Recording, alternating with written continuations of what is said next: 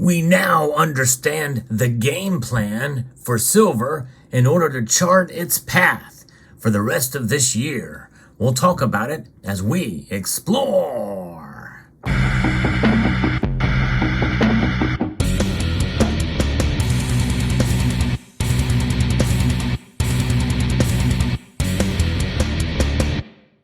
The Federal Reserve has acted, and they have decided to skip or pause raising rates this time around, but they've given strong indicators that we're going to have at least one more rate hike. And we know the biggest suppressor of silver's price is really the Federal Reserve. Now, many of us feel that there is other manipulative efforts among the banking system and the like as well too, but it's kind of all connected in some way. But that is a sort of a suppressive nature whenever the Federal Reserve raises rates. Why is that?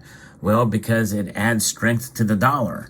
And the dollar is going to be the biggest indicator from day-to-day actions and moves on all the commodities, including gold and silver. But silver's market is so much more involved. And we'll talk a little bit about that as we haven't given indication and an idea of where silver is going to go for the rest of the year. But let's talk a little bit about the almighty dollar. Well, almighty is not an exaggeration.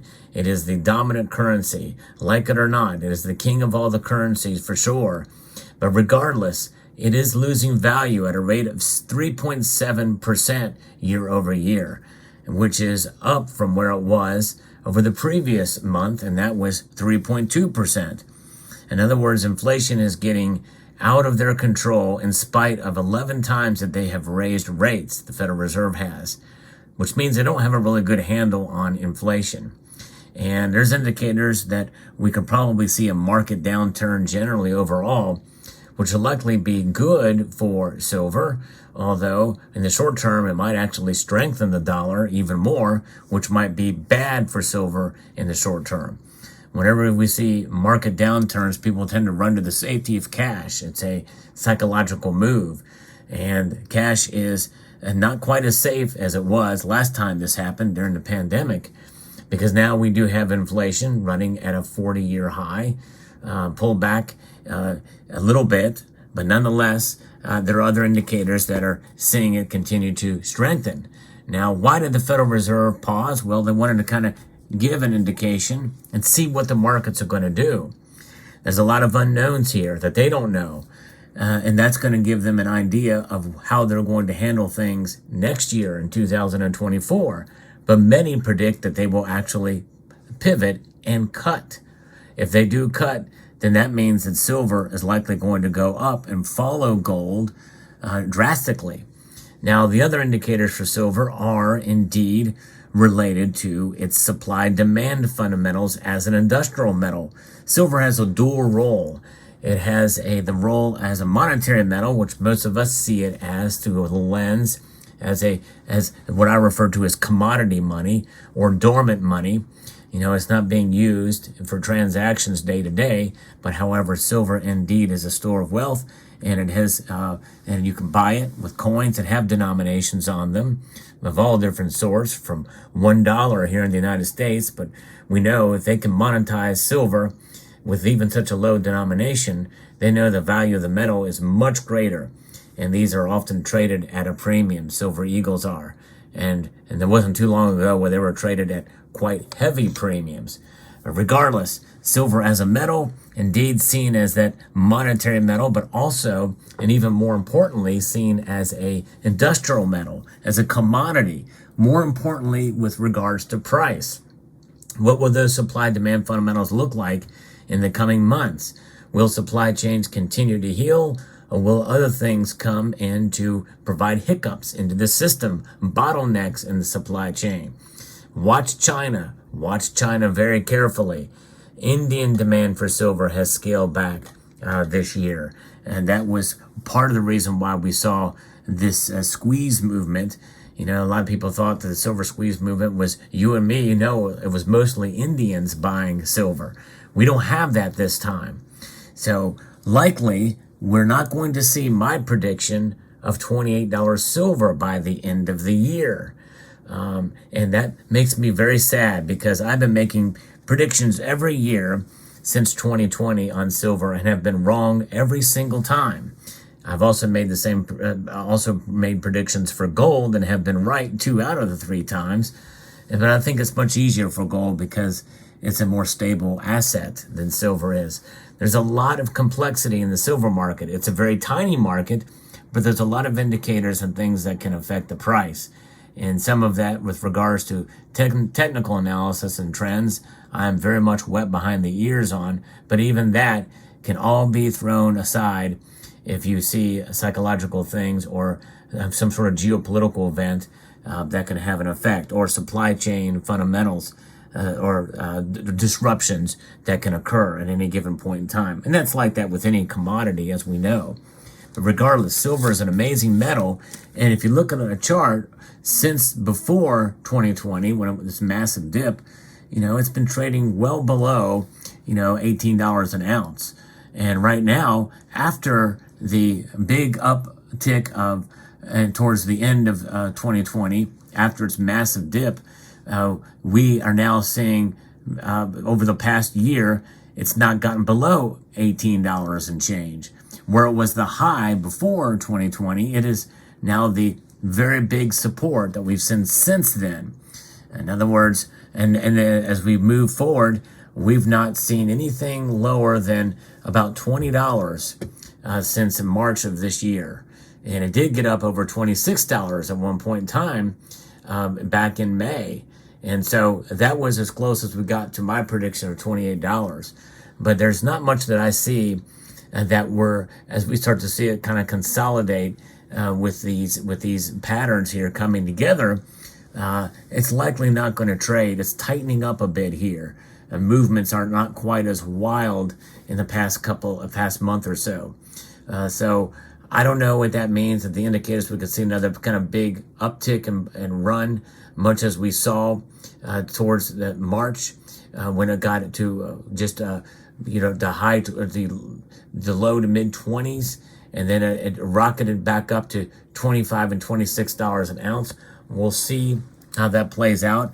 I'd be surprised if we see a move like that again, but you never know what could come into play and what can move. The economy in the United States is in trouble, and how that manifests itself, what kind of cracks that could be in the system that can move the markets one way or other, could come at any time. The economy around the world is in trouble. There's inflation everywhere, folks. And why? Because governments around the world are trying to print their way out of money troubles.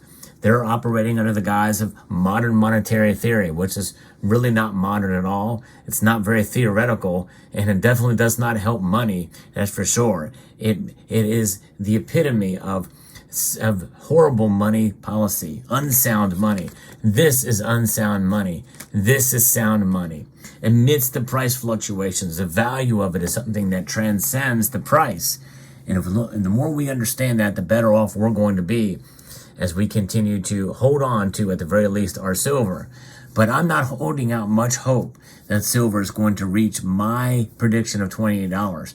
Am I going to stick with that prediction? Yes, because I made it and I stick with it.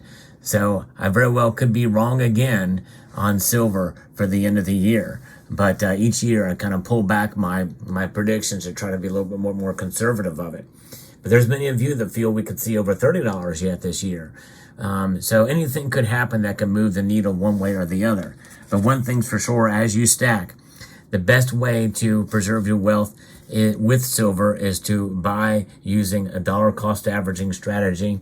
Take aside a budget, buy the cheapest silver you can find that's the most liquid and recognizable. Sovereign coins are very, very good if you can find them at a good price, but even recognized privately issued or generic bullion is very good too.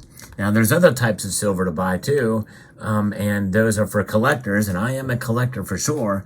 And one mint is the Germanium mint, and the Germanium mint is quite special because they have been providing mostly collector pieces, but they have also been moved into the bullion space. Bullion pieces such as these cute little 1 ounce bars that you see me profile on the channel, one time, but also, you can find these. They're somewhat traded, somewhat of a premium than regular silver 1 ounce bars, but indeed they are much more in line than some of their collectible pieces. But even their collectible pieces are very, very nice, high quality, well done pieces. And as they have been doing for quite a number of years now, they have sent me for review a very cool new piece that had just come out. This is really cool. It's the Copernicus 2023 1 ounce silver coin. This is actually a silver coin in cooperation with Malta. And this is a very, very well done piece of silver, and love the packaging on it. This thing actually can stand up and the like, and very, very cool. Love the coat of arms there on the reverse of this. Pretty wild indeed. And but this celebrates the 550th anniversary of the birth of Poland's most famous astronomer. The Germanium Mint, many people don't realize this, but the Germanium Mint is actually out of Poland, which was a part of Germania proper back in the day. Germania is a region that covers several countries, Northern European countries and Eastern European countries. So the Germanium Mint has created this one-of-a-kind coin with a mintage of 15,000 pieces. And this is the silver BU, but it does have a reverse proof-like appearance to it.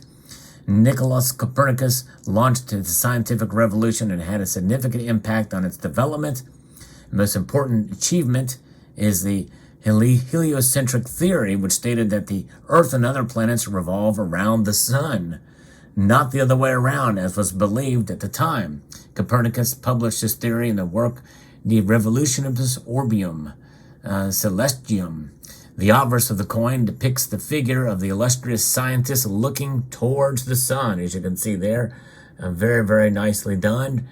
And that is sort of that colored neobalized, I think they call that.